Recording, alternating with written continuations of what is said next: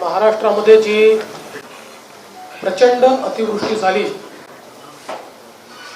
आणि त्याच्यामुळे शेतकऱ्यांची फार मोठी हानी झाली, तिचा आढावा घेण्याकरता मागील 3 दिवसापासून आम्ही दौऱ्यावर होतो, शेतकऱ्याच्या बांधावर गेलो, शेतातली प्रत्यक्ष परिस्थिती पाहिली, शेतकऱ्यांशी संवाद केला। 3 दिवसांमध्ये जवळजवळ 850 किलोमीटर आम्ही प्रवास केला आणि 9 जिल्ह्यांमध्ये आम्ही प्रवास केला, ज्यामध्ये पुणे, सोलापूर, उस्मानाबाद, लातूर, बीड, परभणी, हिंगोली, जालना आणि औरंगाबाद। जरा मागचा आवाज कमी करा तर बरं होईल। अशा 9 जिल्ह्यांमध्ये हा प्रवास या ठिकाणी आम्ही केला। एकूण परिस्थिती अत्यंत भीषण आहे। विशेषतः सर्व प्रकारची पिकं, मग कापूस असेल, सोयाबीन असेल, तूर असेल, मका असेल किंवा ऊस असेल, त्या ठिकाणी वेगवेगळे फळाची पिकं असतील, डाळिंब असतील, केळी असतील किंवा कांद्यासारखी भाजी असेल, अशा सगळे पिकं हे जवळजवळ 100% लॉस, म्हणजे एकही पैसा शेतकऱ्याला मिळणार नाही, अशा अवस्थेमध्ये जवळजवळ सगळीकडे ही परिस्थिती आम्हाला पाहायला मिळाली। अनेक ठिकाणी जमीन खरडून गेली आहे आणि त्यामुळे पहिल्यांदा तर मोठ्या प्रमाणात माती वाहून आणून त्या शेतकऱ्यांना आपली जमीन त्या ठिकाणी तयार करावी लागेल। जिथे ती खरडली गेली नाही आहे, मात्र अनेक ठिकाणी अजूनही गुडघाभर पाणी आहे, त्याच्यामुळे त्या पाण्याचा उपसा करून त्यानंतर शेती साफ करून पुढच्या पिकाकरता शेती तयार करायची, याचा खर्च हा देखील मोठा आहे। आणि थोडे पिकं जे आता दिसत आहेत तेही 3-4 दिवसात त्या ठिकाणी खराब होतील। सोयाबीनच्या संदर्भात विशेषतः मराठवाड्यामध्ये तिबार पेरणी झाली। शेतकऱ्यांनी सांगितलं, पहिली पेरणी केली, बियाणं खराब निघालं, काही उगवलं नाही, दुसऱ्या पेरणीत उगवलं नाही, तिसऱ्या पेरणीमध्ये शेंगा भरल्या असताना अतिवृष्टी झाली आणि त्यातनं पूर्णपणे पीक खराब झालं, पस तयार झाला आणि हाताला काहीच लागणार नाही अशी अवस्था आहे। कापसाची बोंड काही ठिकाणी आत्ता वरून दिसत आहेत, पण जवळून बघितल्यानंतर पूर्णपणे ती खराब होत आहे आणि तो कापूस कुठेही कामी येईल असं वाटत नाही। डाळिंब पूर्ण काळी पडली आहे, कुठल्याही कामात ती येऊ शकत नाही। एकूणच जर बघितलं तर एक फार मोठं संकट आणि आसमानी आणि सुलतानी संकट, कारण बियाणं महाबीज सारखं बियाणं देखील या ठिकाणी बोगस निघालं आणि 3-3 वेळा पेरण्या केल्यानंतर आता जर हाती काहीच पडत नसेल तर शेतकऱ्यांनी नेमकं काय करावं हा प्रश्न त्यांच्या समोर आहे। यासोबत अनेक ठिकाणी त्यांच्या मोटर पंप जे आहेत ते वाहून गेले, पोल पडून गेले, शेतीत जाता येत नाही अशा प्रकारची परिस्थिती तयार झाली आहे। आणि म्हणून खूप मोठ्या प्रमाणात एक आक्रोश शेतकऱ्यांमध्ये पाहायला मिळाला। आज माननीय मुख्यमंत्री महोदयांनी सांगितलं की 80 ते 90% पंचनामे पूर्ण झाले। मला असं वाटतं की माननीय मुख्यमंत्र्यांकडे वस्तुस्थिती गेलेली नाही। या संपूर्ण दौऱ्यात आम्ही ज्या ठिकाणी गेलो 60 ते 70 ठिकाणी पंचनामे करायला कोणीच आलं नाही, सांगितलं 30-40% ठिकाणी पंचनामे झाले म्हणून सांगितलं काही ठिकाणी आमचा 100% लॉस असताना 40% दाखवला, 50% दाखवला, ही देखील तक्रार शेतकऱ्यांनी त्या ठिकाणी केली. आणि म्हणून हे जे काही 80-90% पंचनामे झाले आहेत हे सांगणं काही योग्य नाही आहे. दुसरी एक महत्वाची अडचण इन्शुरन्सच्या संदर्भात आहे. आपल्याला माहिती आहे की मागच्या काळामध्ये आम्ही मराठवाड्यातल्या बीड सारख्या जिल्ह्याला 800 कोटी रुपयाचा इन्शुरन्स दिला.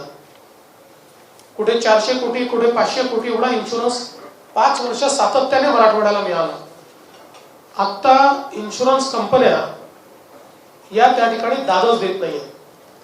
शेतकरी सांगतायत की ते त्या ठिकाणी येतात, कुठलाही योग्य प्रकारे रेकॉर्ड तयार करत नाही आणि आता नुकसान खूप मोठं आहे. आणि एवढं मोठं नुकसान असताना अतिशय कमी वेळामध्ये ऑनलाईन पद्धतीनं त्या ठिकाणी लॉग इन करणं हे शेतकऱ्यांना कठीण जात आहे. जर छोटं नुकसान असलं तर एवढा फोर्स नसतो, पण आता जवळजवळ सगळ्यांचं नुकसान झालं असल्यामुळे एका वेळी हे लॉग इन करणं आणि आता त्याची सिस्टीमही जी नवीन सिस्टीम केली आहे त्यात मला सांगितलं कुठला तरी कोड टाकावा लागतो, ती डिफिकल्ट झाली आहे. त्यामुळे आमची मागणी आहे की आत्ताचं हे संकट पाहता ऑफलाईन पद्धतीने देखील शेतकऱ्यांचे अर्ज इन्शुरन्सचे जे आहेत ते स्वीकारण्यात यावे, त्यांचे क्लेम मान्य करण्यात यावे आणि कुठल्याही प्रकारचा पंचनामा तो जर सरकारच्या कुठल्याही यंत्रणेने केला असेल तर तो ग्राह्य धरला जावा. केवळ इन्शुरन्स कंपन्यांनी केलेला पंचनामा किंवा त्यांनी त्या ठिकाणी केलेली नोंद ही ग्राह्य धरता कामा नये. आणि मागच्या वेळेस आपल्या लक्षात असेल की आम्ही असा निर्णय केला होता आणि इन्शुरन्स कंपन्यांनाही सांगितलं होतं की जिथे नोंद घ्यायला कोणी जाऊ शकत नाही त्या ठिकाणी शेतकऱ्यांनी आपल्या मोबाईलमध्ये फोटो काढून ठेवला तरी देखील तो ग्राह्य मानला पाहिजे. मला असं वाटतं की आता ती परिस्थिती करण्याची आवश्यकता आहे. अन्यथा इन्शुरन्सचे क्लेम हे शेतकऱ्यांना मिळणार नाहीत. आणि दुसरं असं आहे की मागच्या काळात आम्ही ज्या शेतकऱ्यांनी इन्शुरन्स काढला नव्हता, कारण काही शेतकऱ्यांची अडचण अशी येते की मल्टिपल होल्डिंग असतं, म्हणजे एका सातबाऱ्यावर खूप लोकांची नावं असतात आणि 3-4 बँका असतात आणि मग अशा परिस्थितीमध्ये त्यांना इन्शुरन्स काढणं कठीण जातं. त्यावेळेस आपण निर्णय केला होता की ज्याने इन्शुरन्स काढला नसेल त्यालाही इन्शुरन्सवाल्याला जेवढे पैसे मिळतील त्याच्या 50% पैसे राज्य सरकारच्या वतीनं आपण देऊ आणि ते आपण मागच्या काळामध्ये देऊ केले होते. त्यामुळे आताही त्याच पद्धतीनं मला असं वाटतं की सरकारने हे पैसे या ठिकाणी दिले पाहिजे. महत्वाचं असं आहे की शेतकऱ्याला मोठ्या प्रमाणात मदत केली पाहिजे. आज तोकडी मदत करून शेतकऱ्याचं काही होऊ शकणार नाही. आज फिरत असताना एक गोष्ट अजून लक्षात आली की कर्जमाफी तर कुठे पोचली नाही, पण तगादा लावणाऱ्या नोटीस या मात्र मोठ्या प्रमाणात त्या ठिकाणी पोचलेल्या आहेत आणि शेतकरी इतके हवालदिल आहे. एक शेतकरी अक्षरशः रडत रडत आम्हाला सांगत होते, त्याने दाखवलं सगळं गेलं आहे आणि दिवसातनं 7 वेळा बँकेतनं फोन येतात आणि माणसं येतात की आता कर्ज भरा आणि अशी सर्वदूर स्थिती आहे. खरं म्हणजे अशा प्रकारे ज्यावेळी इतकी मोठी अतिवृष्टी होते, 65 मिलीमीटर पेक्षा जास्त पाऊस सर्वीकडे झालाय, ट्रिगर ऑलरेडी प्रेस केलेला आहे, अशा परिस्थितीत सन्माननीय मुख्यमंत्र्यांनी तात्काळ SLBC ची मीटिंग बोलवून त्यामध्ये कडक निर्देश दिले पाहिजेत की या भागामध्ये कोणीही बँकांची वसुली करण्याकरता तगादा लावू नये, बँकांनी नोटीस पाठवू नये आणि बँकांनी ती वसुली देखील थांबवावी. कारण जो आपला कोड आहे त्या कोड अनुसार अशा प्रकारचं ट्रिगर ज्यावेळेस आपण प्रेस करतो त्यावेळी अशा प्रकारची वसुली करता येत नाही. पण भयानक प्रकारची वसुली आज या ठिकाणी चाललेली आहे. म्हणजे एकीकडे कुठेही कर्जमाफीचा फायदा झालेला दिसत नाही, पण दुसरीकडे मोठ्या प्रमाणात वसुली करता मात्र नोटिसेस या पाहायला मिळत आहेत. एकूणच शेतकरी फार आक्रोशित आहे, कारण जून महिन्यापासून सातत्याने तो पेरतोय आणि जात आहे आणि त्याची अवस्था अशी आहे, अनेकांनी आम्हाला सांगितलं की जून जुलै ऑगस्ट सगळ्या कधी अतिवृष्टी झाली, कधी त्या ठिकाणी गॅप पडली, परत दुबार पेरणी करावी लागली आणि म्हणून या संपूर्ण कालावधीत एक नवा पैसा कोणी दिला नाही, कोणी कॉग्निझन्स देखील घेतला नाही. मागच्या काळामध्ये आपण अतिवृष्टी झाली तरी पैसे द्यायचो, ओव्हरशॉट झालं तरी पैसे द्यायचो. सर्व प्रकारच्या अडचणीत शेतकऱ्यांच्या खात्यामध्ये सातत्याने पैसे यायचे. माध्यमातले अनेक लोक आमच्या सोबत होते. वारंवार त्यांनी देखील ऐकलं असेल की वेगवेगळे शेतकरी हे सांगत होते की मागच्या काळात आम्हाला तात्काळ पैसे मिळत होते, आता आम्हाला वर्षभरात कुठलेही पैसे या ठिकाणी मिळालेले नाही. आता खरं म्हणजे जी काही रोख मदत या ठिकाणी केली पाहिजे त्याही संदर्भात भरीव मदत सरकारने करावी. खरं म्हणजे मी याकरता आकड्यांमध्ये बोलत नाही की स्वतः मुख्यमंत्र्यांनीच 25,000 आणि 50,000 म्हटलं होतं, त्यामुळे मी काही वेगळा आकडा सांगायचा आणि शेतकऱ्यांचं नुकसान करायचं. मी असं म्हणायचं की बाबा नाही NDRFच्या दुप्पट द्या तिप्पट द्या असं म्हणण्याच्या ऐवजी जे काही मुख्यमंत्र्यांनी सांगितलं होतं ते मुख्यमंत्र्यांनी पूर्ण करावं. पण जो काही निर्णय घ्यायचा आहे माननीय मुख्यमंत्र्यांना तो तात्काळ त्यांनी निर्णय घ्यावा.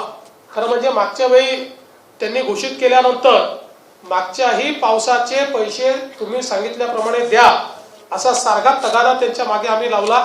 त्याही वेळेस त्यांनी दिले नाही. जे 8,000 रुपये गव्हर्नर साहेबांनी दिले होते त्यानंतर एक नया पैसा हा सरकारने काही दिलेला नाही. पण आता तरी मला असं वाटतं की सरकारने कुठलेही टाळाटाळीचं धोरण या ठिकाणी हातात घेऊ नये आणि मोठ्या प्रमाणात मदत जी आहे ती केली पाहिजे. एक अजून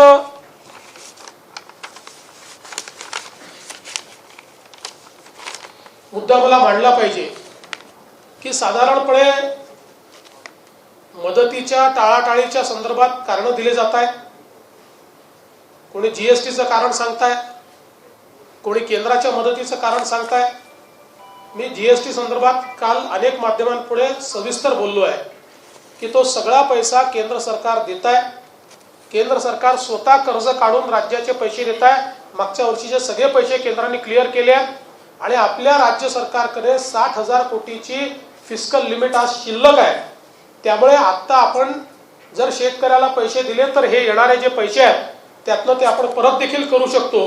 त्यामुळे हे GSTचा जो बहाणा सांगितला जातोय तो अत्यंत चुकीचा आहे. केंद्र सरकारच्या वतीनं जी काही मदत आहे ती निश्चितपणे मिळेलच. पण पुन्हा एकदा सांगतो की राज्य सरकारला मेमोरँडम तयार करावा लागतो. तो मेमोरँडम राज्य सरकार केंद्र सरकारला पाठवते. त्या ठिकाणची टीम येऊन या ठिकाणी तो मेमोरँडम बरोबर आहे की नाही याचं एक 2-3 दिवसाचा दौरा करून फक्त चेकिंग करतं, रँडम चेकिंग असतं. आणि त्यानंतर त्या ठिकाणी केंद्रीय गृहमंत्री, केंद्रीय कृषी मंत्री आणि केंद्रीय वित्त मंत्री यांची समिती आहे, जी समिती अशा प्रकारची ग्रँट अप्रूव्ह करते.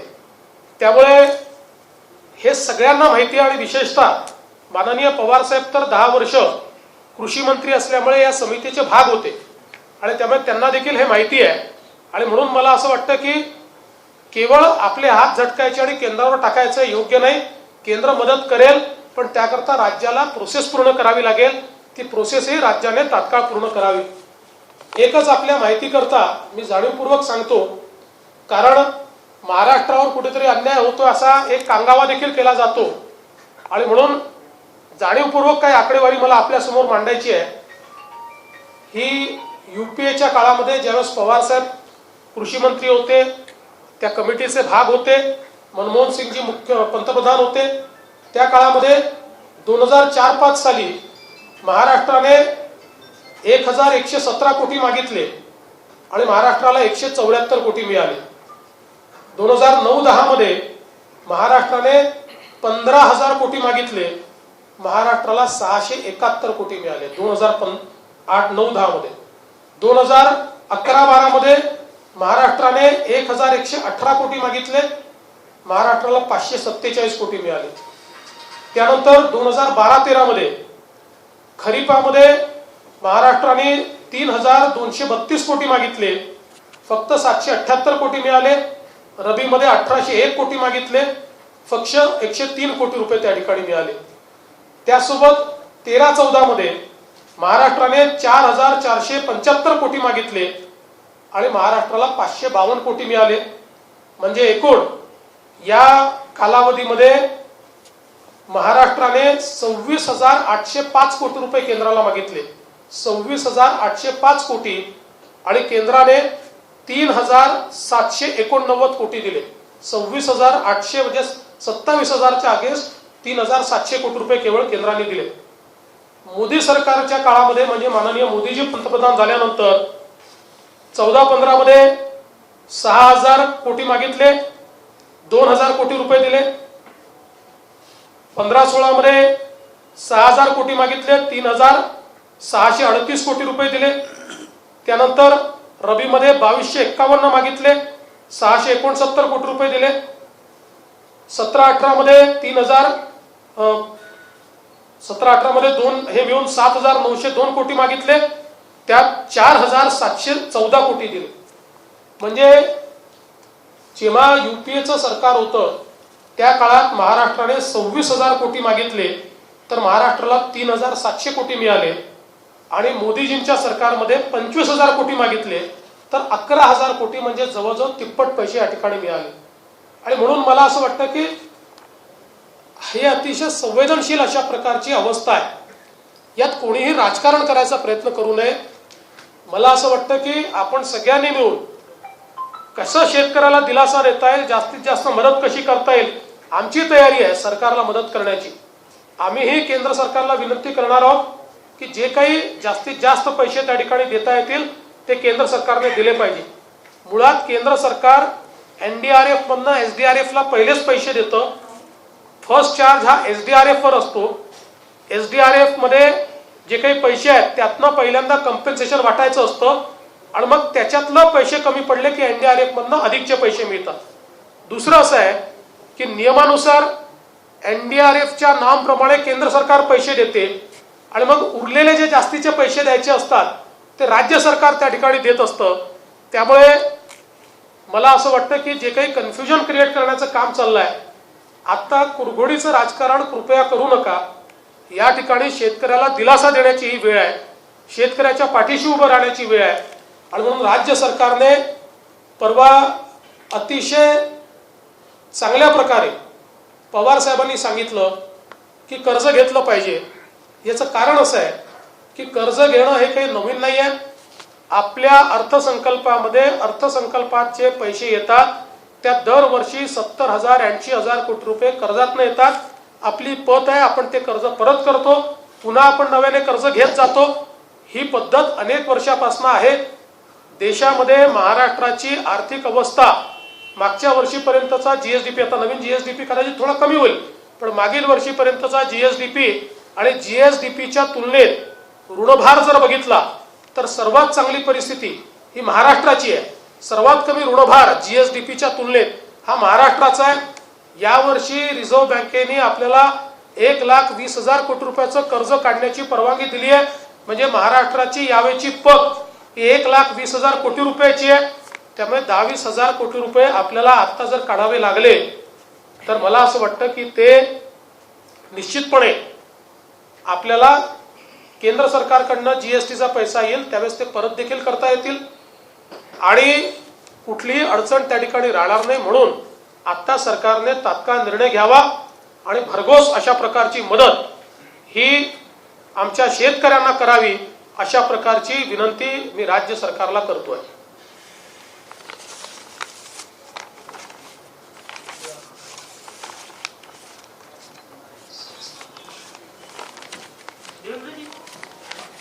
मागच्या वर्षी कोल्हापूर सांगलीमध्ये जेव्हा पूर परिस्थिती आली होती तेव्हा NDRFचे निकष आपण सगळे बदलले होते आणि 3 पटीनं कोल्हापूर सांगलीतल्या लोकांना नुकसान भरपाई दिली होती.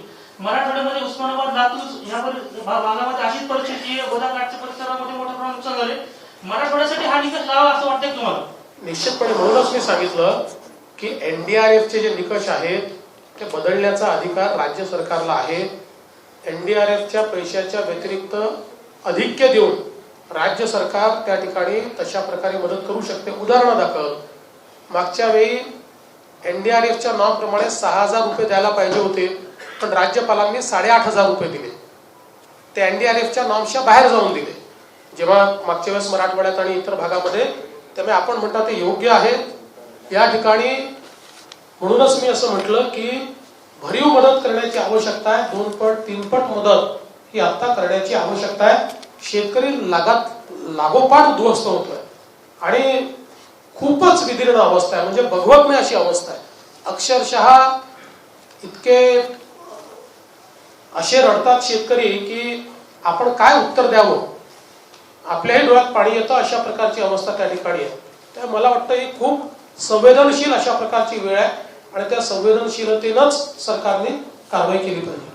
मुख्यमंत्री बाहेर पडले, 2 पत्रकार परिषदा झाल्या, आजची असेल आणि त्या देखील एक झाली होती. मात्र दरवेळी ते बोलतायत की आढावा घेतोय आणि हे करतोय. सध्याची परिस्थिती बघितली, तुम्ही देखील फिरताय, तात्काळ मदत, काहीतरी तात्काळ मदत करण्याविषयी काही आकडे सोलापूरमध्ये काही चेक दिल्याचं कळलं, पण ते अगदी क्षुल्लक होते. याबद्दल काय म्हणाल? काहीतरी मिळालं? माझं तर मत असं आहे की माननीय मुख्यमंत्र्यांनी त्यांच्या हाताने ज्यांनी 3800 रुपयाचा चेक वाटप केलं त्याच्यावर कारवाई केली पाहिजे. कारण अशा परिस्थितीमध्ये मुख्यमंत्र्यांच्या हातून तुम्ही 4000 रुपये 3800 रुपयाचे चेक वाटप करता, शेतकऱ्यांची थट्टा या ठिकाणी अशी करणं योग्य नाहीये. किमान माझं मत असं होतं की जे मृत्यूमुखी पडले आहेत त्यांना आपण 4 लाख रुपये देतो, त्याचा 4 लाखाचा चेक मुख्यमंत्र्यांचे सांकेतिक आपण करत असतो. असा कार्यक्रम लोकांना दिलासा वाटावा, काहीतरी मदत मिळाली आहे म्हणून आपण असे सांकेतिक कार्यक्रम करतो. पण 3800 रुपये आणि 4000चे चेक देणं ही खरोखर थट्टा आहे. याला लागूनच एक मुख्यमंत्री म्हणताय 70-80% पंचनामे झाले. आपण जी माहिती देताय ते 30 ते 40% पंचनामे झाले असं म्हणताय. कुठेतरी प्रशासनावर नियंत्रण नाहीये, प्रशासन चुकीची माहिती देते असं वाटतं. म्हणजे आपल्यापैकी अनेक लोक आमच्या सोबत होतात. मी काही माझ्या मनाचं सांगत नाही. आपण ज्या ज्या ठिकाणी विचारलं 30-40% ठिकाणी लोकांनी सांगितलं हो आमचे पंचनामे झाले, पण 60% ठिकाणी लोक म्हणाले की आमच्याकडे कोणी पोहोचलं नाही. त्यामुळे मला असं वाटतं की कुठेतरी मुख्यमंत्री जे सांगतात त्यात आणि जे प्रत्यक्षात घडताय त्यात एक फार मोठी गॅप आहे. एक गोष्ट अजून मला या ठिकाणी सांगितली पाहिजे की आता जी काही अवस्था शेतकऱ्याची आहे, शेतकरी आता कसं तरी शेती साफ करून मशागत करून रबीची तयारी करेल, पण आता रबीचं बियाणं देखील उपलब्ध नाहीये. मी लातूरला गेलो असताना मला एक खूपच नवल त्या ठिकाणी आमच्या संभाजीराव पाटील निलंगेकरांनी लक्षात आणून दिलं की त्या ठिकाणी शेतकऱ्यांचे अर्ज घेतले आहे आणि त्या ठिकाणी त्याची लॉटरी काढली जाणार आहे आणि लॉटरीत ज्यांची नावं येतील त्यांना बियाणं मिळणार. हे फारच आश्चर्य आहे. म्हणजे हे बियाणं आहे का म्हाडाचं घर आहे, अशा प्रकारची अवस्था आहे. हे कधीच झालं नव्हतं. 7-12 त्याला बियाणं अशा प्रकारचं, आणि साधारणपणे अशा प्रकारची आपत्ती आल्यानंतर तर 7-12 त्याला बियाणं अशीच आपली धोरण असायचं. पण हे यातनं शेतकऱ्यांमधला असंतोष जो आहे तो किती वाढणार आहे की तुम्ही 100 शेतकऱ्यांकडनं अर्ज घेणार आणि 30 लोकांना त्यातनं लॉटरी काढून बियाणं देणार. त्यामुळे आता तात्काळ बियाणं सोर्स केलं पाहिजे. राज्यात नसेल तर बाहेरून आणलं पाहिजे. ज्या ज्या ठिकाणी आपल्याला उपलब्ध असेल त्या त्या ठिकाणून आणलं पाहिजे आणि नव्याने बियाणं देखील हे शेतकऱ्यांना उपलब्ध करून दिलं पाहिजे. मुख्यमंत्री वारंवार आपला उल्लेख करतात आणि ते म्हणतात की फडणवीसांनी केंद्र सरकारकडे जाऊन मागून घ्यावी. ते मी त्याचं उत्तर काल देखील दिलं आहे. मी मुख्यमंत्र्यांना विनंती केली आहे की अशा प्रकारची टाळाटाळ करणं योग्य नाही. आणि मी तुम्हाला खरंच सांगतो, महाराष्ट्राचे मुख्यमंत्री कोणी असो त्यांची दिल्ली दरबारी पत असते आणि कुठले म्हणजे मी गेलो आणि मुख्यमंत्री गेले तरी काही मुख्यमंत्र्यांनी मागणी केली तर मोदीजी देणार नाही आणि मी मागितलं तर देतील असं बिलकुल नाही आहे. महाराष्ट्राच्या मुख्यमंत्र्यांनी मागणी केली तर ती निश्चित मिळणार आहे. फक्त ती मागणी हे जे आपण सांगतो ना जा आणि घेऊन या असं नाही होत. या देशात कायदे आहेत, पद्धती आहेत. त्या पद्धतीप्रमाणे पहिल्यांदा राज्याच्या सरकारला मेमोरंडम तयार करावा लागतो. तो मेमोरंडमच अजून तयार झालेला नाही, अजून तुमचा आढावाच झालेला नाहीये. त्यामुळे म्हणूनच मी वारंवार म्हणतो की तुम्हाला शेतकऱ्यांना दिलासा देण्यात इंटरेस्ट आहे की राजकारण करण्यात इंटरेस्ट आहे, एकदा मुख्यमंत्र्यांनी ठरवावं. गेल्या वेळी आम्ही केंद्र सरकारला पत्र पाठवतोय, मात्र केंद्र सरकार त्या संदर्भात उत्तर देत नाही. त्याला जोडून दुसरा प्रश्न आहे की जयंत पाटलांनी असं म्हटलंय की कोल्हापूरच्या महापुरामध्ये जी मदत सरकारने केली असा दावा करताय, ती मदत सरकारने दाखवली, अशी कोणत्याही प्रकारची मदत झाली नाही. पहिली गोष्ट, विजय वडेट्टीवार साहेब हे मदत आणि पुनर्वसन मंत्री आहेत. त्यामुळे किमान त्यांनी तरी त्यांनी तरी कशा प्रकारे केंद्राची मदत मिळते हे समजून घेतलं पाहिजे. केंद्राला पत्र पाठवून मदत मिळत नसते, त्याची पद्धती आहे. असं आहे, आपल्या देशात एक फॅमिनचा कोड आहे, एक NDRFचा कोड आहे. प्रत्येक गोष्ट नियमाने होते, त्याप्रमाणे राज्याला आपली डिमांड रेस करावी लागते. त्याचा एक मेमोरंडम तयार करावं लागतं. म्हणजे वडेट्टीवारांनी पंतप्रधानांना लिहिलं की आपण 4,000 कोटी द्या, की पंतप्रधान 4,000 कोटी असे बँकेतनं काढणार आणि वडेट्टीवारांना देणार, असं होत नाही. कुठे नुकसान झालंय, काय नुकसान झालंय, कुठल्या पिकाचं झालंय, याची सगळी माहिती द्यावी लागते. त्या माहितीसहित जर त्यांनी मेमोरंडम पाठवला तर निश्चितपणे केंद्र सरकार मदत करेल. दुसरं काय विचारलं तुम्ही? जयंत पाटलांनी असं ते बघा, आम्हाला जयंत पाटलांच्या सर्टिफिकेटची आवश्यकता नाही, जनतेला सगळं माहिती आहे. पण जयंत पाटलांनी आता आमचं उणं काढायच्या ऐवजी मदत करावी ना जनतेला. मला आश्चर्यच वाटतं, सगळे मंत्री येतात आणि उणं काढतात, राजकीय बोलतात, कोणी मदतीचं बोलत नाही, कोणी जाऊन बघत नाही, कोणी शेतकऱ्याचे अश्रू पुसत नाही. काय अजबच सरकार. गेल्या वेळी मुख्यमंत्री औरंगाबाद मध्ये आले होते गेल्या वेळी आणि जी अतिवृष्टी झाली ती पाहणी केली होती. शेतकऱ्यांना आश्वासन दिलं होतं, मात्र त्या शेतकऱ्यांना आतापर्यंत मदत मिळाली नाही आणि पंचनामे सुद्धा त्यावेळेस झाले नाही. म्हणजे ते गेले, मुख्यमंत्री गेले 2 दिवसानंतर कुणी आलं नाही असं शेतकरी म्हणतात. अजूनही त्यांना मदत मिळाली काय? मला म्हणूनच असं वाटतं की मुख्यमंत्री महोदयांनी ते ज्यावेळेस भाषण करतात किंवा अतिशय चांगलं बोलतात ते, पण ते जे बोलतात की माझ्या महाराष्ट्राला मी वाऱ्यावर सोडणार नाही, बोलणं चांगलं आहे त्यांचं. पण महाराष्ट्र वाऱ्यावर सुटतोय ना, खाली काय होतंय? तुम्ही बोलल्यानंतर जमिनीवरती दिसताय का? नाही दिसत आहे ना. त्यामुळे तुमचा महाराष्ट्र आमचाही आहे, सगळ्यांचाच आहे तो. आपल्याला सगळ्यांना मिळून तो वाऱ्यावर जाऊ द्यायचा नाहीये, पण खाली यंत्रणाच कुठे दिसत नाही. आणि मग अशा प्रकारे तुम्ही घोषणा करताना काहीच खाली होत नाही. एकनाथ खडसेंनी राजीनामा दिल्यानंतर केवळ तुमच्यामुळं ते राजीनामा देत आहेत, तुमच्यामुळे त्यांचं आयुष्य उद्ध्वस्त करण्याचा प्रयत्न झाला, असा आरोप त्यांनी आज केलेला आहे. बघा, नाथाभाऊंनी राजीनामा दिला हे अत्यंत दुर्दैवी आहे. त्यांनी दिला नसता तर अधिक चांगलं झालं असतं. त्यांच्या मनामध्ये माझ्याबद्दल जर काही अडचणी होत्या तर त्यांनी वरिष्ठांना जाऊन तक्रार करायला हवी होती. आता ते ज्या गोष्टी सांगतायत, मी एवढंच म्हणेन ते अर्धसत्य आहे, पण मी आज त्याच्यावर बोलणार नाही. मला कुठलीही प्रतिक्रिया त्याच्यावर द्यायची नाही. योग्य वेळ ज्यावेळेस येईल त्याच्यावर मी सविस्तर प्रतिक्रिया देईन. जळगाव महापालिका पण बरखास्त करा म्हणतात. जळगाव महापालिका बरखास्त करण्यासंदर्भात झालं ना, आता आपलं शेतकऱ्यांचे विषय सगळे संपले का? आपण त्यांच्यावर विनयभंगाची केस केली असं त्यांनी आज मुक्ताईनगरमध्ये पत्रकार परिषद घेऊन सांगितलंय आणि केवळ आपल्यामुळेच ते पक्ष सोडत आहेत. आणि म्हणूनच मी सांगितलं की ते अर्धसत्य सांगताय. ती केस काय आहे ते आपल्याला सगळ्यांना माहिती आहे. 3 दिवस माध्यमांनी चालवलं ते, त्यानंतर ती केस कशी झाली हे देखील आपल्याला माहिती आहे. मला त्याच्यावर बोलायचं नाही. बघा काय असतं, अशा परिस्थितीमध्ये कोणाला तरी विलन ठरवावं लागतं. त्यांनी मला ठरवलंय, काही हरकत नाहीये. मी त्याच्यावर कुठलाही रिॲक्शन देणार नाही, मी कुठलाही रिप्लाय देणार नाही. हवी होती, मात्र त्यांनी सांगितलं की त्यांच्या विरोधात काही लोकांनी प्रचार केला, त्यांच्या मुलीला पाडण्याचा प्रयत्न केला. या संदर्भातली पुराव्यानिशी तक्रार त्यांनी चंद्रकांत पाटलांकडे केली, मात्र त्यांच्यावरती शिस्तभंगाची सुद्धा कारवाई केली गेली नाही. याच्यावर चंद्रकांत दादा पाटलांनी सविस्तर उत्तर दिलं आहे.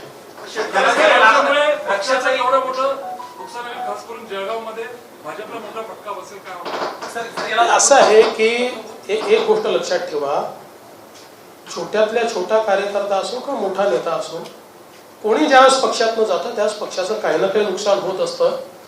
परंतु हा फार मोठा पक्ष आहे आणि कोणाच्या जाण्याने तो थांबला नाही आणि कोणाच्या येण्याने तो काही फार कुठे इकडे तिकडे गेला नाही.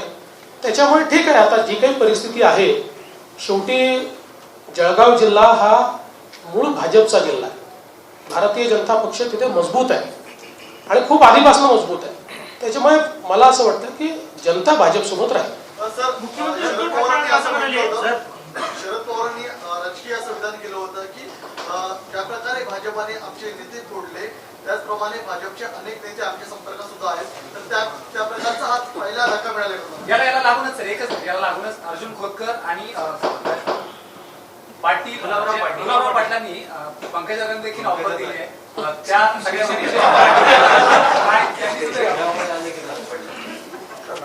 पहिली गोष्ट तर अशी आहे, कोणीही नेता ते आमदार बिमदार जे सांगतात ना, एकही आमदार कोणी जाणार नाही, कोणी नाही. आणि ज्यांचं स्वतःच खरं नाही, आता अर्जुन खोतकरांचं काही खरं आहे का? त्यांना कोणी विचारते का? मला खरं सांग, माझे मित्र आहेत ते जवळचे, कोण विचारताय त्यांना? त्यांनाच कोणी विचारत नाही. कशाचे ऑफर देत बसला? तुम्हाला कोण विचारताय तिथे?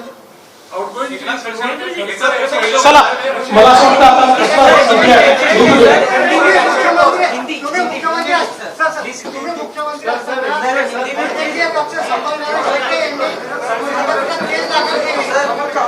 हो, ती केस त्यांनी दाखल केली आहे, त्याच्यावर काही ऑब्झर्वेशन हायकोर्टाने केले आहे. सगळ्यांचे खूप खूप धन्यवाद. आपल्या सगळ्यांची चहा. तर जीएसटीचं कारण सांगून राज्य सरकारनं मदत करण्याचं टाळू नये असं देवेंद्र फडणवीस यांनी सांगितलं. देवेंद्र फडणवीस यांचा ओला दुष्काळी भागाचा दौरा नुकताच संपलेला आहे. त्याच्यानंतर पत्रकार परिषद त्यांनी घेतली. खडसेंवर देखील प्रतिक्रिया देण्याचं देवेंद्र फडणवीस